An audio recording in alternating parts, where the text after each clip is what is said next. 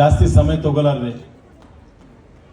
ಇವತ್ತೊಂದು ಒಳ್ಳೆ ಕಾರ್ಯಕ್ರಮ. ಇವತ್ತು ಇದರ ಅಧ್ಯಕ್ಷರಂತ ಸೋದರಿ ರೋಶ್ನಿಗೌಡ ಅವರು ಕಲಬುರಗಿಯಲ್ಲಿ ಆಗಮಿಸಿ ಇಂಥದ್ದೊಂದು 3,000ಕ್ಕಿಂತ ಹೆಚ್ಚಿಗೆ, ಅದು ವಿಶೇಷವಾಗಿ ಮಹಿಳೆಯರ ಕಾರ್ಯಕ್ರಮ ಒಳ್ಳೇದಾಗಲಿ ಅಂತಕ್ಕಂಥದ್ದು ಕೂಡ ಅವರು ಅಲ್ಲಿ ಬಂದಿದ್ದಾರೆ. ಈಗಲೇ ಆನ್ಲೈನ್ ಮುಖಾಂತರ ಶ್ರೀಮತಿ ನಾಗಲಕ್ಷ್ಮಿ ಚೌಧರಿ ಮೇಡಮ್ ಕೂಡ ಮಾತನಾಡಿದ್ದಾರೆ.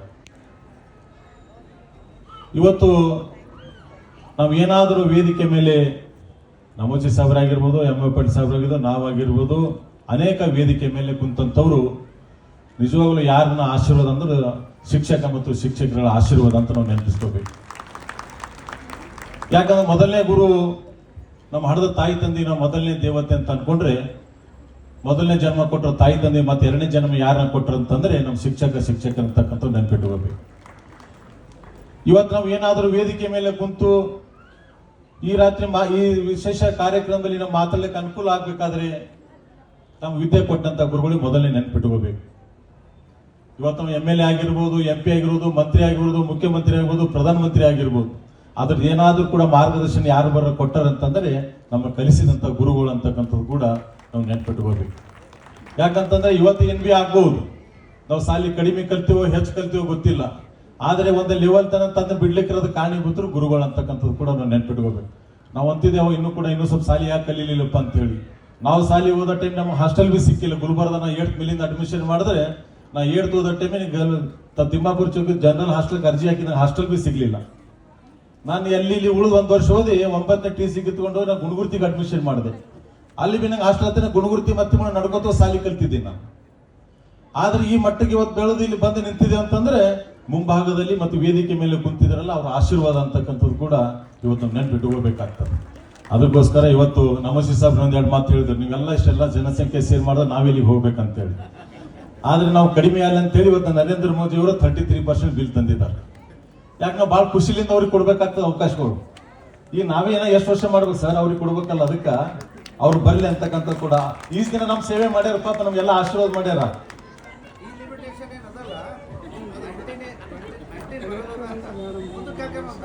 ಇಲ್ಲ 28ಗೆ ತರ್ತಾರೆ, ಮುಂದೆ 29 LSC ಡಿಲಿಮಿಟೇಷನ್ ಆಗ್ತದ, 33 ಮಹಿಳಾ ರಿಸರ್ವೇಶನ್ ಕೋಟ ಬಿ ಆಗ್ತದ.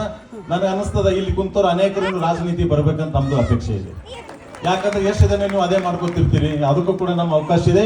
ಅದ್ರಗೋಸ್ಕರ ಮುಂದಿನ ದಿನಗಳಲ್ಲಿ ಹೇಳ್ತೀನಿ, ಇವತ್ತು ಲೋಕಸಭೆಯಲ್ಲಿ MP-ಗಳು 800 ಚಿಲ್ಲರ್ MP ಆಗ್ಬಹುದು. ನನಗೆ ಅನಿಸ್ತದ 250ಕ್ಕಿಂತ ಹೆಚ್ಚಿಗೆ ನಮ್ಮ ತಾಯಂದಿರ ಮಹಿಳಾ ಸಹೋದರರು ಇವತ್ತು ಪಾರ್ಲಿಮೆಂಟ್ದಾಗ ಇರ್ಬೋದು. ನಮ್ಮ ರಾಜ್ಯದಲ್ಲಿ ಇವತ್ತು 300 MLA-ಗಳು ಆಗ್ಬಹುದು. ಅದರಲ್ಲಿ 100ಕ್ಕಿಂತ ಹೆಚ್ಚಿಗೆ ಇವತ್ತು ಮಹಿಳಾ ರಿಸರ್ವೇಶನ್ ಕೊಟ್ಟ 33%, 100ಕ್ಕಿಂತ ಹೆಚ್ಚಿಗೆ ಇವತ್ತು MLA-ಗಳು ಕೂಡ ಆಗಲಿಕ್ಕೆ ಅವಕಾಶ ಇವತ್ತು ನರೇಂದ್ರ ಮೋದಿ ಅವರು ತಂದಿದ್ದಾರೆ. ಆದರೆ ನಾನು ಹಿಂಗೆ ಹೇಳ್ತೀನಿ ಅಂತ ನೀವೆಲ್ಲ ಎಜುಕೇಶನ್ ಬಿಟ್ಟು ರಾಜಕೀಯ ಬರ್ರಿ ಅಂತಲ್ಲ, ಅದು ಪಾರ್ಟ್, ಅದು ಒಂದು ಸೆಕೆಂಡ್ ಪಾರ್ಟ್ ಇದು ಅಂತ ನಿಮ್ಗೆಲ್ಲರೂ ಕೂಡ ಗೊತ್ತಿದ್ದಂಥ ವಿಷಯ. ನಾವು ಯಾರೇ ಬಂದರೂ ಕೂಡ, ನಾವು ಯಾವುದೇ ರಾಜನೀತಿಯಿಂದ ಬಂದರೂ ಕೂಡ ನಾವು ನಿಮ್ಮ ಜೊತೆಯಾಗಿರ್ತೀವಿ. ಇವತ್ತು ತಾವು ಇಷ್ಟೆಲ್ಲ ಹಗಲು ರಾತ್ರಿ ದುಡಿದು ನಾವು ಎಲ್ಲೇ ನಾವು ಹೋಗ್ಬೇಕಾದ್ರೆ ರಸ್ತೆಗಳು ಇರುತ್ತಿದ್ದಿಲ್ಲ ಅಂದ್ರೆ ಅವತ್ತು ಟೀಚರ್ಗಳು ಮಾಸ್ಟರ್ಗಳು ಇವತ್ತು ನಡ್ಕೋತ ಹೋಗಿ ಸಾಲಿ ಕಲಿಸಿ ನಾವು ನೋಡಿದ್ದೆವು.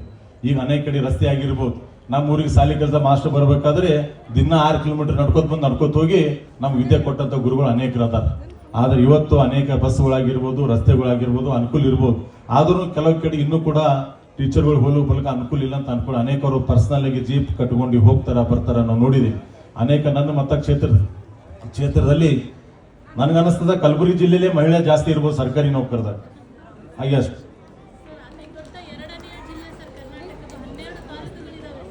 ಅದಕ್ಕೆ ನಮ್ಮ ಕ್ಷೇತ್ರದಲ್ಲಿ ಅದು ವಿಶೇಷವಾಗಿ ಇಲ್ಲಿವರೆಗೂ ಹೆಣ್ಮಕ್ಕಳಿಗೆ ನನ್ನ ಮತಕ್ಷೇತ್ರ ಗ್ರಾಮೀಣ ಮತಕ್ಷೇತ್ರದಲ್ಲಿ 1% ಕೂಡ ನಮ್ಮ ಸಹೋದರಿಗೆ ತೊಂದರೆ ಆಗ್ತಕ್ಕಂಥ ಕೆಲಸ ಇನ್ನತನ ಗ್ರಾಮೀಣ ಮತಕ್ಷೇತ್ರದಲ್ಲಿ ಯಾವುದು ಕೂಡ ಆಗಿಲ್ಲ. ನಾನು ಇವತ್ತು ಅನೇಕ ಸ್ಕೂಲ್ಗಳಿಗೆ ವಿಸಿಟ್ ಹೋದಾಗೂ ಅನೇಕ ಗ್ರಾಮದವ್ರು ಫೋನ್ ಬಿ ಮಾಡ್ತಾರ, ಸರ್ ಮೇಡಮ್ ಅವ್ರು ಬರ್ತಲ್ಲ, ಕರೆಕ್ಟ್ ಟೈಮಿಗೆ ಬರ್ತಾ ಇಲ್ಲ ಅಂತ. ಆದರೆ ನಾನು ಅಧಿಕಾರಿಗಳಿಗೆ ಏನ್ ಹೇಳ್ಬೇಕು, ಅಧಿಕಾರಿ ಮುಖಾಂತರ ಮಾತಾಡ್ತಕ್ಕಂಥ ಕೆಲಸ ಮಾಡಿದ್ದೀನಿ. ಸ್ಕೂಲಿಗೆ ವಿಸಿಟ್ ಮಾಡಿ ಮತ್ತು ಅವ್ರಿಗೆ ತೊಂದರೆ ಕೊಡ್ತಕ್ಕಂಥ ಕೆಲಸ ಎಂದೂ ಆಗಿಲ್ಲ, ಮುಂದೂ ಆಗೋದಿಲ್ಲ. ನಾವು ಮಾಡೋದಿಲ್ಲ ಅಂತೇಳಿ ತಾವು ಫ್ರೀಯಾಗಿ ಇರಬೇಡ್ರಿ. ಮಕ್ಕಳಿಗೆ ಎಜುಕೇಶನ್ ಕೊಡ್ತಕ್ಕಂಥದ್ದು ಕೂಡ ಹೆಚ್ಚಿನ ಆದ್ಯತೆ ಕೊಡಬೇಕು ಅಂತಕ್ಕಂಥದ್ದು ಕೂಡ ಮುಖಾಂತರ ಹೇಳಿ ಬಯಸ್ತಾ ಇದ್ದೀನಿ. ಇನ್ನೂ ಅನೇಕ ಕಾರ್ಯಕ್ರಮಗಳು ನಮಗೆ ಹೋಗೋದಿದೆ.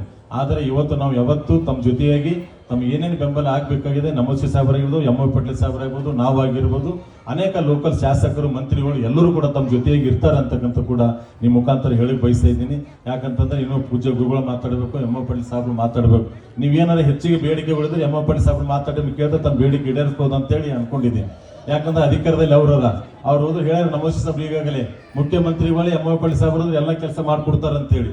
ಅದಕ್ಕೆ ಅವ್ರ ಜೊತೆಯಾಗಿ ನಾವು ಹಿಂದಿರ್ತೀವಿ ಗೌಡ್ರೆ, ನಿಮ್ ಜೊತೆ ನೀವು ಮುಂದಾಗಿರ್ರಿ, ನಾವು ಹಿಂದಿರ್ತೀವಿ. ನಮ್ಮ ಸೋದರಿಗೆ, ನಮ್ಮ ತಾಯಂದಿರಿಗೆ ಏನು ಪ್ರಾಬ್ಲಮ್ಸ್ ಅದಾವ ಅವ್ರು ಸಾಲ್ವ್ ಆಗ್ಬೇಕಾದ್ರೆ ನಿಮ್ ಜೊತೆಗೆ ನಾವು ಹಗಲು ರಾತ್ರಿ ಇರ್ತೀವಿ ಅಂತಕ್ಕಂಥ ಕೂಡ ವಿಶೇಷವಾಗಿ ಹೇಳಿ ಇವತ್ತು ಈ ಕಾರ್ಯಕ್ರಮದಲ್ಲಿ ಕೂಡ ಕರೆಸಿ ಮಾತಾಡಕ್ಕೆ ಅವಕಾಶ ಮಾಡಿಕೊಟ್ಟಂತ ವೇದಿಕೆ ಮೇಲಿದಂತ ಪರಮ ಪೂಜೆಗಳ ಪಾದಗಳು ಒಂದು ಸಲ ಎರಡು ಮಾತು ಮುಗಿಸ್ತೀನಿ. ಎಲ್ಲರೂ ಕೂಡ ನಮಸ್ಕಾರ.